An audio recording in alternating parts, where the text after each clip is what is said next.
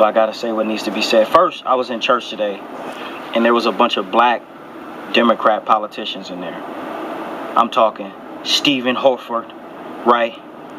Lawrence Weekly. I'm gonna go ahead and name them, right? I'm here in Nevada. I'm gonna go ahead and name them, right?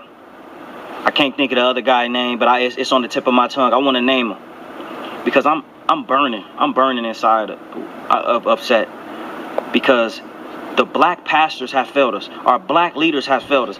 The black politicians. It's an election year, if y'all didn't know. So Stephen Horford is in there, oh, playing nice, oh, shaking hands, kissing babies, right? Oh, hey, how you doing? How you doing? Right? Step outside, Steve. Step outside. Look at our communities, right? Step outside, Steve. Look at the community that you represent. It's poor. It's poverty. It's crime. And these idiots, this November, trust me, gonna go vote for Steve again. Gonna go vote for Lawrence again.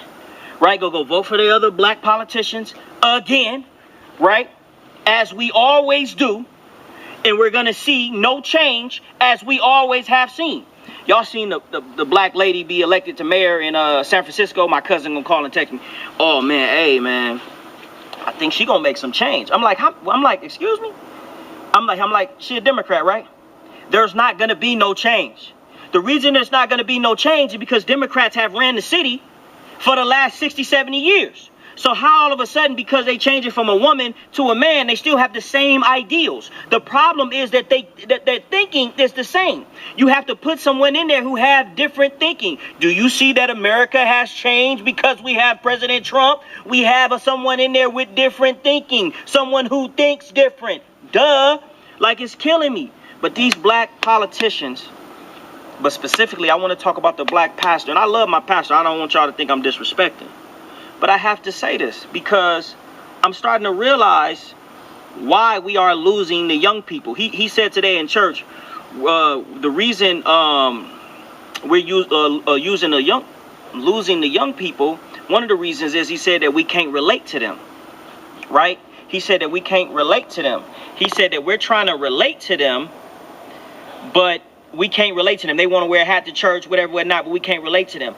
But he said he know a pastor who told the straight truth to his church and lost his whole church. So that's why he said he the type of pastor that he want to make sure he can always relate to the people.